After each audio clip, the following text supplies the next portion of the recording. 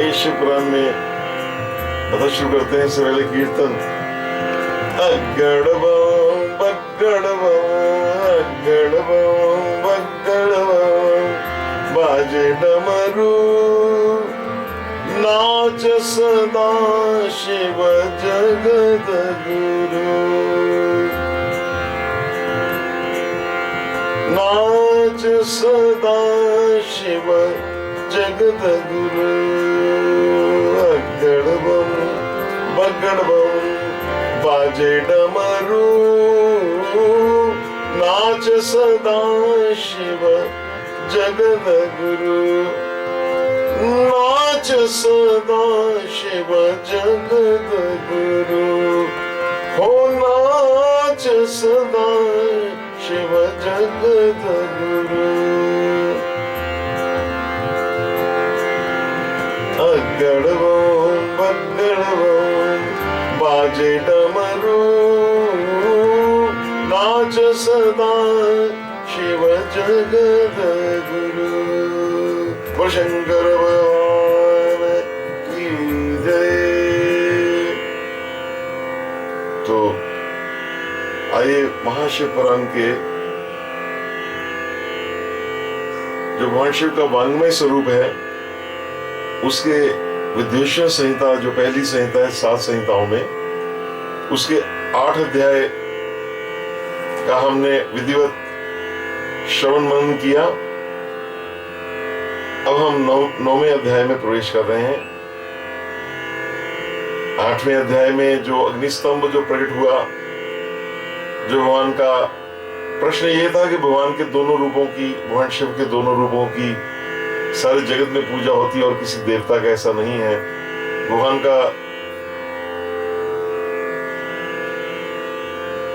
का जो वो दूसरा रूप है, एक निष्कल रूप है, लिंग रूप है, एक साकार विग्रह का रूप है। दोनों की पूजा होती है। तो उसका सुंदर वर्णन हुआ, कैसे ब्रह्मा और विष्णु में वो युद्ध हुआ, प्रतिस्पर्धा हुई, कैसे महेश्वर ने दोनों पर अनुग्रह किया, वो सब कथा आपने श्रवण की। भगवान शिव कल्याण में है और ये लीला भगवान के उस परम तत्व का उत्कृष्टता बताने के लिए हुई। अब नंदिकेश्वर जी जो कथा कर रहे हैं, उन्होंने कहा, नंदिकेश्वर उवाच, नंदिकेश्वर जी ने कहा, तत्रांतरेतो च नाथं प्रणम्य विधि माधवौ श्रद्धांजलि पुटो तृष्णिं तस्थदृशु वामगौ। कहते दोनों ब्रह्मा विष्णु ने भगवान शंकर को प्रणाम किया और दोनों ने अपनी पोजीशन ले ली। एक दाएं आ गए, एक बाएं आ गए, और फिर उन्होंने वहां साक्षात प्रकट जो भगवान शिव थे, तत्र संस्थापयतो देवं कुटुंबम वरासने, अपने कुटुंब सहित उन्होंने उनको श्रेष्ठ आसन में स्थापित करके पूज्यमास्तु पूज्यम पुण्य पुरुष वस्तु भी, और श्रेष्ठ वस्तुओं से, पवित्र वस्तुओं से उनका पूजन किया। किनका? भगवान शंकर का। ब्रह्मा और विष्णु ने दोनों उनका पूजन किया। पौरुषम प्राकृतम वस्तुम गेयम दीर्घ कालिकम। अब ये पुरुष वस्तु क्या है जिनसे पूजन किया गया? कहते पुरुष वस्तुएं वो हैं जिनमें कोई विकृति नहीं आती, अनचेंज्ड जो रहती है। ये शरीर में विकृति आती है, ये चेंज होता रहता है। इन कुछ वस्तुएं हैं जो हमेशा रहती हैं, ऐसी वस्तुओं से उन्होंने पूजन किया। और जो अल्पकाल तक टिकती हैं वो प्राकृतिक वस्तु होती है। पौरुषम प्राकृतम, इसका दोनों का भाव है। और किन वस्तुओं से पूजन किया? जो टिकने वाली। कौन सी? दोनों वस्तुओं से पूजन किया। हार नूपर कैयूर किरीट मणि कुंडल। ये हार नूपुर, ये सब वस्तुएं कौन सी वस्तुएं? पुरुष वस्तु हैं। ये दीर्घ काल तक रहती हैं, इनमें कोई विकार नहीं आता। यज्ञ सूत्रो उत्तरीय वक्षौ ममाल्या अंगुलीकैः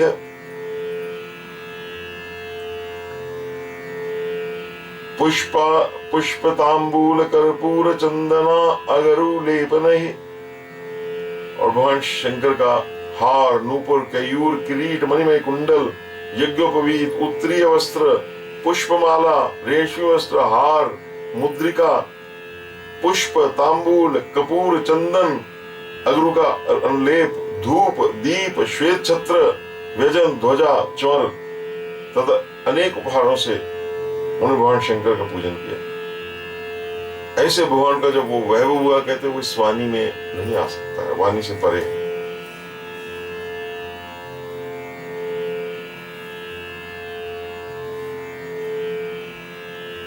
वो योग्य भी था, वो सबके स्वामी हैं भगवान शंकर। पति योग्य है, वो योग्य था। पश्चल अभ्यस्तो समार्चताम पतिम, और स्वामी के योग्य जो जो उत्तम वस्तुएं थी, उन सभी वस्तुओं का भगवान शंकर ने भी प्रसन्नता पूर्वक यथोचित रूप से सभासदों के बीच वितरण कर दिया। वो जो जो वस्तुएं थी, भगवान शंकर तो बांटने वाले, और आशुतोष तुम अवडरदानी प्रणव दीन बंधु दिनदानी, भगवान शंकर ने उनको जो भी थे हार, सब वस्तुएं उन्होंने सब अपने भक्तों में उन्होंने उसका वितरण कर दिया, जिससे ये श्रेष्ठ परंपरा बनी रहे। क्या परंपरा बनी रहे? कि जो प्राप्त पदार्थ हैं उनका वितरण अपने आश्रितों में कर देना चाहिए, उसका संचय नहीं करना चाहिए। ये उन्होंने इसलिए किया। सभ्या नाम प्रददौ हृष्ट पृथकम तत्र यथाक्रमम। अब जो वस्तुएं ग्रहण करी तो वहां बड़ा शोर मच गया, हाँ जी मेरे को ये मिल गया, मेरे को ये मिल गया, ये मिल गया, ये कर देवता भगवान विष्णु सब हंसने लगे। कोलाहलो महानासी तत्र तद्वस्तु गृह्यताम, वस्तुएं सब दिव्य थी। तत्रैव ब्रह्म विष्णुभ्याम चार्चिता शंकरापुरा, भगवान ब्रह्मा और विष्णु से पूजित हुए, भक्ति को बढ़ाने वाले भगवान शंकर विनम्र उन देवताओं से हंसकर कहने लगे, बोले तुष्टो होम। भगवान शंकर तो जल्दी प्रसन्न हो जाते हैं, संतुष्ट हो जाते हैं। प्रसन्नाननम नीलकंठम दयालम वाम वत्सौ पूज्यास्मिन् महादिने। आज का दिन महान है, इसमें तुम्हारे द्वारा जो आज मेरी पूजा हुई है उससे मैं तुम लोगों पर बहुत प्रसन्न हूं। इसी कारण अब देखिए वो दिन कौन सा था? महाशिवरात्रि। जिस दिन ये पूजन हुआ, खूब आनंद हुआ, परम पवित्र और महान से महान होगा। आज की तिथि शिवरात्रि के नाम से विख्यात होकर मेरे लिए परम प्रिय होगी।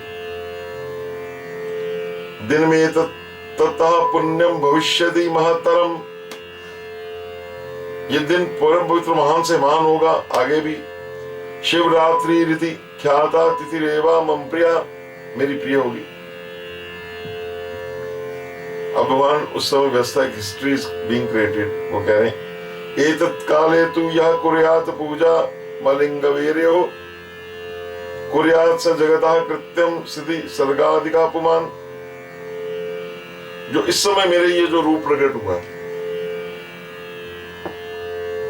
निष्कल आकृति से रहित निराकार रूप जो प्रकट हुआ है, और वीर एक वीर रूप है। निष्कल वीर मतलब जो साकार रूप के प्रतीक विग्रह है भगवान शंकर का। जो दोनों रूपों की पूजा करेगा वह पुरुष इतना महान होगा कि वह जगत की सृष्टि भी कर सकता है और पालना आदि का कार्य भी कर सकता है, इतना वो महान हो जाएगा। शिवरात्रा अहोरात्रम निराहारो जितेंद्रिय अर्चिद्वा यथा अन्नम यथा बल पंचका। और जो शिवरात्रि के दिन रात निराहार और जितेंद्रिय रहकर अपनी शक्ति के अनुसार निष्कपट भाव से मेरी यथोचित पूजा करेगा, उसको मिलने वाले का फल का वर्णन भी सुन लो। जैसे भगवान शंकर के पास रहकर दिन रात व्रत रखेगा, उनकी पूजा करेगा यथोचित, वो 1 वर्ष अगर पूजा करता है तो क्या होगा? वह सारा फल अगर ऐसा वो करता है, वो सिर्फ एक रात्रि अगर ये पूजन करेगा तो वो फल उसको पूरे साल अगर पूजन करता है उसको मिल जाएगा। ये भगवान शंकर का वचन है महाराज। यत् फलम मम पूजायाम रश्म में एकम निरंतरम तत्फलम लभते सद्या शिवरात्रो मद अर्चनात्। अर्चना करने से मद्धर्म वृद्धि कालोयम चंद्रकाल विवाम्बुधे प्रतिष्ठाम द्विसत्तो यत्र मामको मंगलायनम। जैसे पूर्ण चंद्र का उदय समुद्र की वृद्धि का अवसर है, उसी प्रकार शिवरात्रि के दिन मेरा धर्म बढ़ता है। अगर उस दिन आप पूजा करें तो भगवान की भक्ति बढ़ती है। इसलिए स्थिति में मेरी स्थापना और मंगल उत्सव होना चाहिए, ये भगवान शंकर कह रहे हैं। प्रतिष्ठाम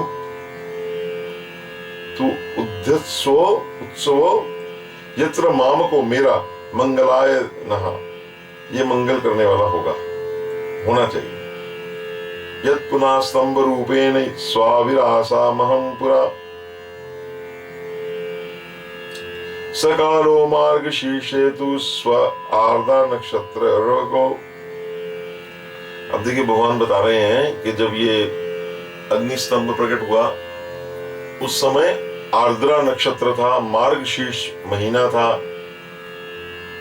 तो भगवान कहते दो चीजें हो, मार्ग शीर्ष का महीना हो और आर्द्रा नक्षत्र हो। तो जो मेरे उमापति का दर्शन करता है, आर्द्रायाम मार्ग शीर्षे तु यह पश्यन देखता है, मुमासकम मेरे को देखता है, मद्वैरमपि वाम लिंगम स गुहादपि में प्रिया, वो मेरे को कहते गुहादपि, उनका एक कार्तिकेय एक नाम है गुहिया, वो मेरे को कार्तिकेय से भी अधिक प्रिय है। भगवान ने बोल रहे हैं अल दर्शन मात्रेन फलम तस्मिन दिने शुभे, उस शुभ दिन मेरे दर्शन मात्र से पूरा फल प्राप्त होता है। और अगर दर्शन एक मात्र दर्शन करो उसका फल अलग है, और अगर उस दिन पूजा करो तो उसका फल तो वाणी वर्णन नहीं कर सकती। अब बढ़चरम चेद अधिकम फलम वाचाम अगोचरम, नहीं कह सकती वाणी। रणंगतले पुष्पिन यदहम लिंग वर्ष्मना जमृतो लिंगवत्सदामिल लिंगस्थानामिदं भवेत्। इस रणभूमि में मैं इस रूप में प्रकट होकर बहुत बड़ा हो गया था, अतः उस लिंग के कारण ये भूतल लिंग स्थान के नाम से प्रसिद्ध हुआ है। और जगत के लोग इसका दर्शन पूजन कर सकें, इसके लिए अनादि और अनंत, ये भगवान ये कह रहे हैं, ये अनाद्यंतमिदं स्तंभन मात्रम भविष्यति। ये जो मेरा ये रूप प्रकट हुआ, ये अनादि है, आज का नहीं है, लेकिन ये मनुष्यों के पूजा करने के लिए अंत ज्योति स्तंभ अत्यंत छोटा हो जाएगा, ताकि वो सबके लिए सुलभ हो, सब उसकी पूजा करें। तो भोगावहमिदं, मतलब ये जितने भी शिवलिंग हैं ये उस महान अग्नि स्तंभ के प्रतीक मात्र हैं, उसके सिंबॉलिक है। भोगावहमिदं लिंगम भुक्ति मुक्ते साधनम दर्शन स्पर्श ध्यान जन्म मोचनम, उसका दर्शन स्पर्श ध्यान प्राणियों को उत्तम और मृत्यु से छुटकारा दिलाने वाला होगा। अब भगवान बोल रहे हैं अरुणाचल संकाशम यदिदम लिंग मुदितम अरुणाचलामित्येर तदिदम ख्याति मेष्यति। अब भगवान कह रहे हैं ये स्थान जो होगा ये अरुणाचल के नाम से प्रसन्न होगा।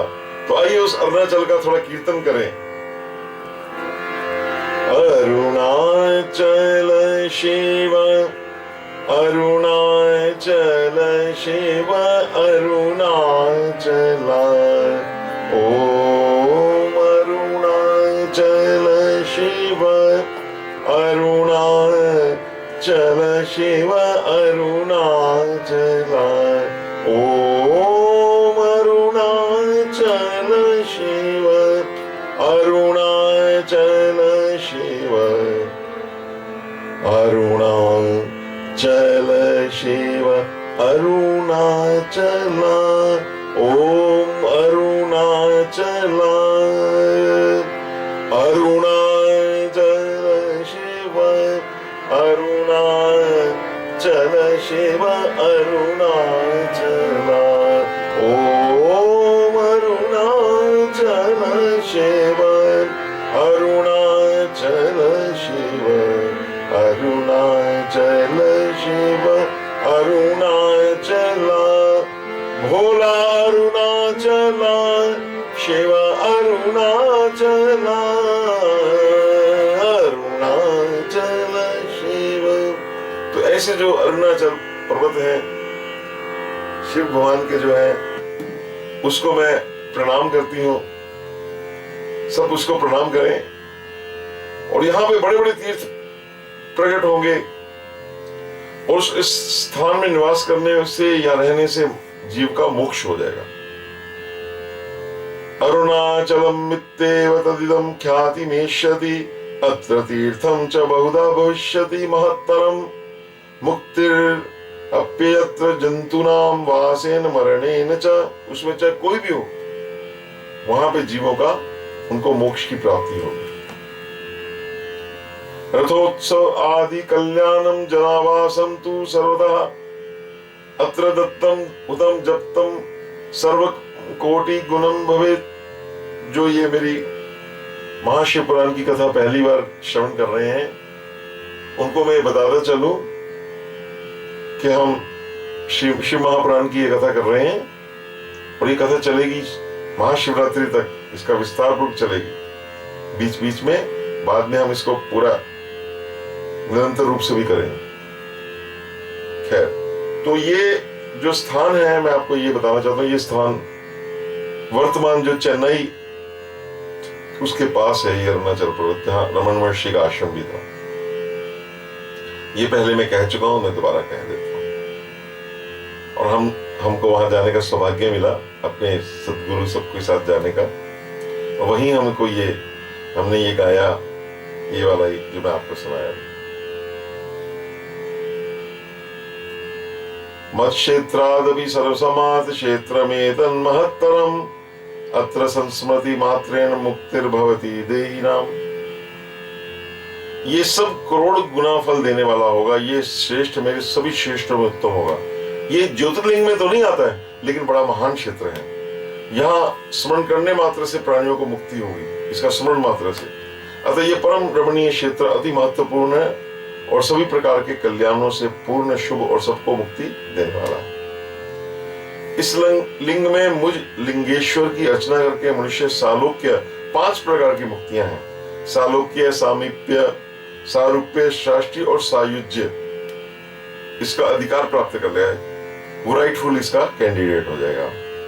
अर्चित तवात्र मामेव लिंगे लिंगिनम ईश्वरम, सालोक्यम चैव सामीप्यम सारूप्यम शास्त्रीयेव च सायुज्यमिति पंचैते। 5 जो है क्रियादीनाम फलम मतम सर्वेपि यूयम सकलम प्रास्वादु मनोरथम। उसको हर प्रकार के मनोरथ मिल जाएंगे। और नंदीकेश्वर कहने लगे कि इस प्रकार अब जो युद्ध हुआ, इधर से शैव वैष्णव का जो बहुत बड़े सैन्य दल में, और भी बाणशंकर ने उनके जो सैन्य दल के जो परस्पर युद्ध में जो मारे गए थे, बाणशंकर ने सब पे अनुग्रह किया, सबको अमृत शक्ति से जीवित कर दिया। और जो संजीवनी विद्या दे सकते हैं भगवान शंकर, उनके लिए क्या आश्चर्य की बात है। अनुग्रह है उनका। इत्य अनुग्रह भगवान विनीतो विधि माधव, यत् पूर्वं प्रहता युद्धे तयो सैन्यम परस्परम, तथाप्यत अर्थम स्वशक्त्या अमृत धारया।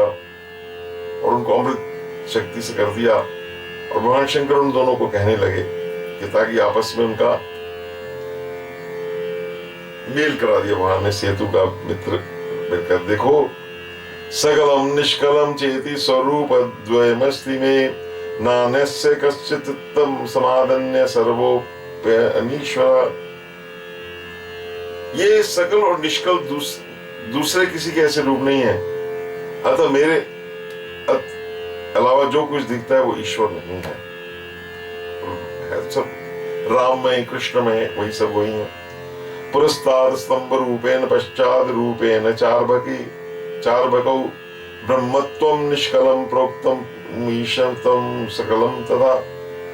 हे पुत्रो, ब्रह्मा विष्णु दोनों को पुत्र रूप में कह रहे हैं। पहले मैं स्तंभ रूप में प्रकट हुआ, फिर अपने साक्षात रूप से। अब देखिए, पहले तो स्तंभ रूप आया, फिर साक्षात भगवान शिव भी आए। आप देख रहे हैं, वो वही कह रहे हैं। तो ब्रह्म भाव मेरा इस प्रकार दोनों रूप को मैं सिद्ध कर रहा हूं। मैं इस रूप में भी हूं, महेश्वर भाव में भी हूं, यहाँ पे भी हूं, तो दोनों ही मेरे शुद्ध रूप है और एक और दूसरे के नहीं है। इस कारण तुम दोनों का अथवा अन्य किसी का भी ईश्वर तो कभी नहीं है। वाह, भगवान शंकर वहां अपना उत्कर्ष बता रहे हैं। जब एक बड़ी पावर आती है तो वो सब उसके बीच में होते हैं। तदज्ञानेन वावृत्तमीशं मानं महाद्भुतम्। ये अज्ञान के कारण तुम्हारे दोनों को जो ईश्वरत्व का आश्चर्यजनक अभिमान हो गया था, और तुम्हारे में अभिमान होना बहुत ये बड़ा आश्चर्य की बात है। ब्रह्मा विष्णु जो सबका अभिमान हरने वाले, उनमें अभिमान हो जाए।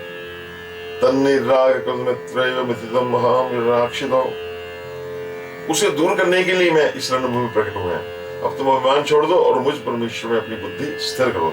त्यजतम मानम मातिम्यम महीशे कुरुतम मतिम। मेरे में बुद्धि कुरुतम स्थित करो। मत प्रसादेन लोकेषु सर्वो अपर्थम प्रकाशते। और मेरे अनुग्रह से ही सभी लोगों में सब कुछ प्रकाशित होगा। अब मैं तुम्हें गूढ़ बात बता रहा हूं ब्रह्म तत्व की। गुरुक्ति व्यंजकम तत्र प्रमाणम वा पुनः पुनः। ब्रह्म तत्वमिदं गूढ़ं भवत्प्रीता बनाम्यहम्। मैं तुमको गूढ़ तत्व बताता हूँ। क्या गूढ़ तत्व है? अब ये भगवान शंकर तत्व है, शिव तत्व बता रहे हैं। शिव तत्व कौन बता रहे हैं? भगवान शंकर स्वयं बता रहे हैं। अहम एवं परम ब्रह्म मत्स्वरूपम कलाकलम ब्रह्मा त्वादीश्वरम चाहम कृतम में अनुग्रहादिकम। मैं ही परम ब्रह्म हूं। कल मैंने सगुण, अकल मैंने निर्गुण, दोनों मेरे स्वरूप है। मेरा स्वरूप ब्रह्म रूप होने के कारण मैं ईश्वर भी हूं। और जीवों, मेरा कार्य क्या है? जीवों पर अनुग्रह करना, कृपा करनी, ये मेरा कार्य है।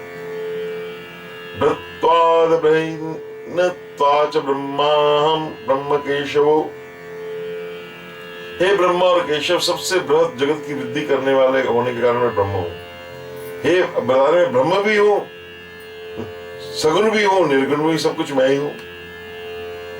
सर्वत्र समरूप से स्थित हो और व्यापक होने से मैं ही सबका आश्रय हूं, सबकी आत्मा हूं, सब मेरे में स्थित है। तो बाकी क्या है? भगवान शंकर वो भी क्लियर कर रहे हैं। अनात्मानः परे सर्वेम जीवा एवं न संशया। अन्य सभी जीव अनात्म रूप हैं, इसमें संदेह नहीं है। वो सब मुझ में है, वो मैं नहीं हूं।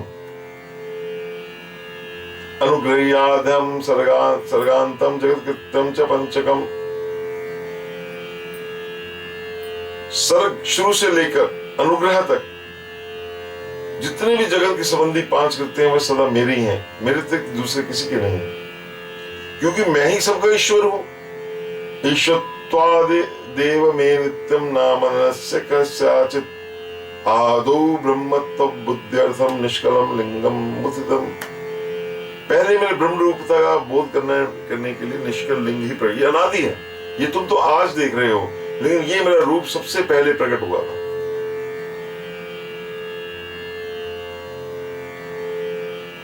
और मैं प्रकट हुआ तुम दोनों का अज्ञात ईश्वरत्व, तुम्हारे अंदर भी ईश्वरत्व है, उसको स्पष्ट साक्षात कराने के लिए मैं साक्षात जगदीश्वर ही सकल रूप में तत्काल प्रकट हो गया।